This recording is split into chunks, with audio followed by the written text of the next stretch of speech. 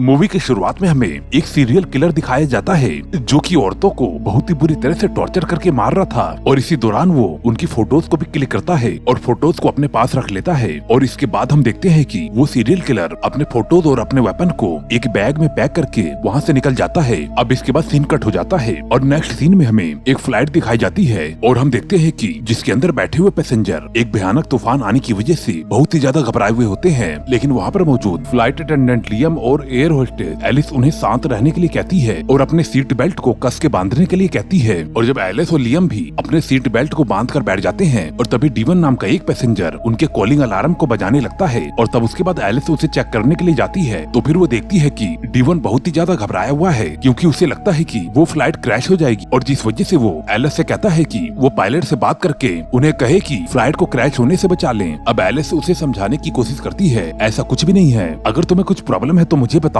तब उसके बाद डीवन अपने सूटकेस में रखे हुए मेडिसिन को मांगता है लेकिन उसका सूटकेस कार्गो में होता है, इस वजह से एलिस इस चीज के लिए मना कर देती है। अब इसके बाद डीवन खिड़की से बाहर देखता है तो वो बाहर बादलों के बीच एक लेडी घोस्ट की परछाई देखता है। उसे देखकर वो बहुत ही ज्यादा डर जाता है और बहुत ही बुरी तरह से चिल्लाने लगता है। एलिस उसे शांत करने की कोशिश करती है और उसे वापस से अपनी सीट पर बैठने के लिए कहती है लेकिन वो उसकी बात नहीं मानता और वॉशरूम में चला जाता है और जहाँ पर उसे वॉशरूम में शीशे के अंदर फिर से उसी घोस्ट की परछाई दिखाई देती है और जिस वजह से वो डर कर बहुत ही बुरी तरह से चिल्लाने लगता है। उसकी चीखों को सुनकर फ्लाइट में बैठे हुए सभी लोग बहुत ही ज्यादा डर जाते हैं और फिर वो वॉशरूम से बाहर आकर अफरा तफरी मचा देता है और फ्लाइट को लैंड करवाने के लिए कहता है और इसी दौरान वो सभी लोगों को उस भूत के बारे में बताता है। उसे कुछ भी समझ में नहीं आ रहा था कि आखिर ये सब क्या हो रहा है, इस वजह से वो पूरी तरह से कंट्रोल से बाहर हो जाता है और तभी वहाँ पर मौजूद एक पुलिस ऑफिसर उसे पकड़ लेता है और एलिस की हेल्प से उसे नींद की मेडिसिन देकर सुला देता है। अब इसके बाद लियम कैप्टन जैक को कॉल करके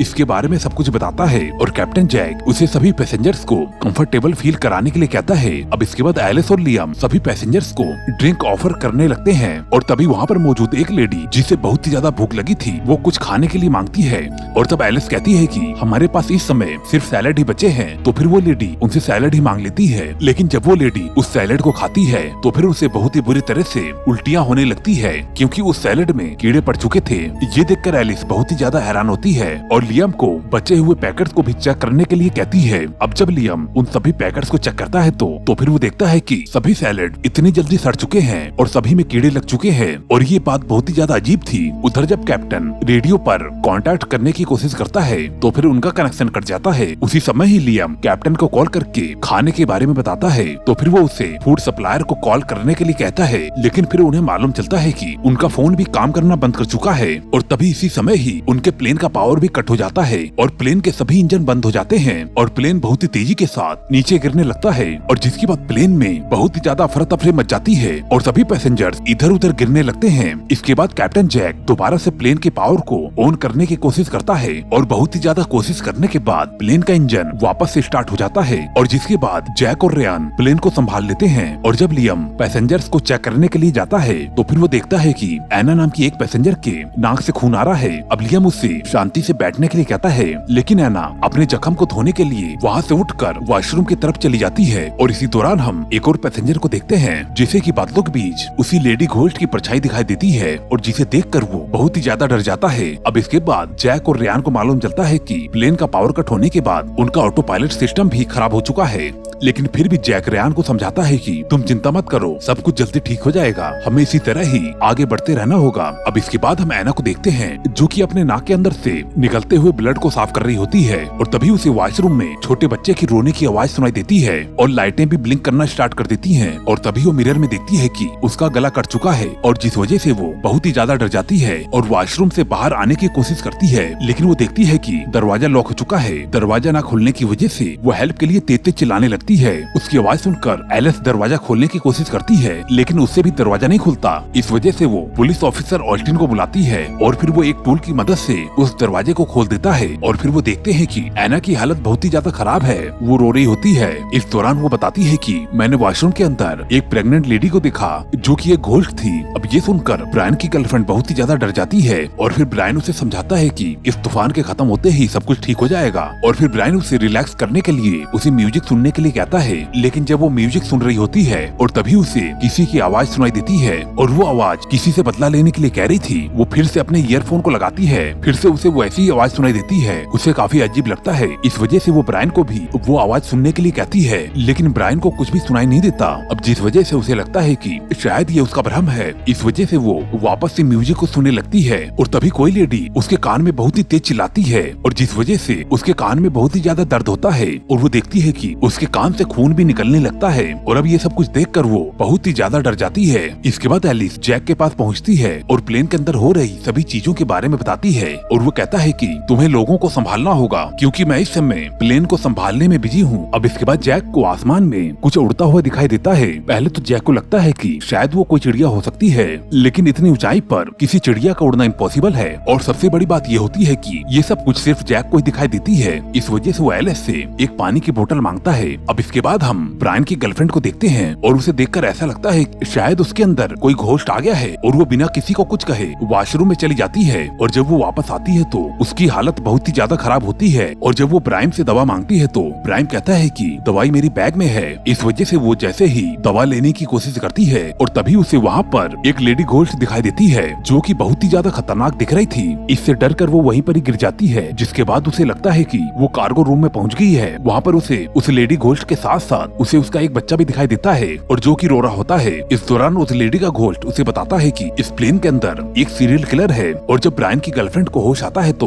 वो बहुत ही ज्यादा डरी हुई होती है और जोर जोर से रोने लगती है, जिस वजह से वहाँ पर बैठा हुआ एक पैसेंजर बहुत ही ज्यादा गुस्सा हो जाता है और ब्रायन से कहता है कि तुम्हारी गर्लफ्रेंड की वजह से यहाँ पर सभी पैसेंजर बहुत ही ज्यादा डर रहे हैं और ब्रायन उसे कहता है कि मैं अपनी गर्लफ्रेंड को शांत करने की कोशिश कर रहा हूँ और इसमें उसकी कोई भी गलती नहीं है। अब जब एलिस उसके गर्लफ्रेंड से उसके डरने के बारे में पूछती है तो फिर वो उसे सारी बातें बताती है और साथ ही साथ ये भी कहती है कि ये सारी चीजें मुझे बिल्कुल रियल लगी और फिर एलिस कहती है कि मुझे तुम्हारे ऊपर विश्वास है कि तुम सच कह रही हो और इस प्लेन के अंदर कुछ न कुछ तो जरूर गड़बड़ है, लेकिन सिचुएशन को देखते हुए हम सभी को शांत रहना होगा। इसके बाद ब्रायन से लड़ रहा वो पैसेंजर उसकी गर्लफ्रेंड को वहाँ से हटाने के लिए कहता है और इस बात पर ब्रायन से झगड़ने लगता है, लेकिन वहाँ पर मौजूद सभी लोग उसे समझाकर उसे सीट पर बैठने के लिए कहते हैं और फिर वहाँ पर लियम भी आ जाता है जो कि सभी लोगों को समझाता है कि हम कुछ ही घंटों में न्यूयॉर्क पहुँचने वाले हैं, इस वजह से आप सभी लोगों को बिल्कुल शांत रहना होगा। इसके बाद थर्ड और ऑस्टिन मिलकर वहाँ पर मौजूद पैसेंजर्स को ये विश्वास दिलाने की कोशिश करते हैं कि ये प्लेन हॉन्टेड नहीं है और तभी वहाँ पर एक लेडी का घोस्ट आ जाता है और वो घोस्ट बहुत ही ज्यादा खतरनाक दिख रही थी। वो घोस्ट थर्ड और ऑस्टिन की तरफ बढ़ने लगती है तो फिर ऑस्टिन उसे गन से शूट करने की कोशिश करता है,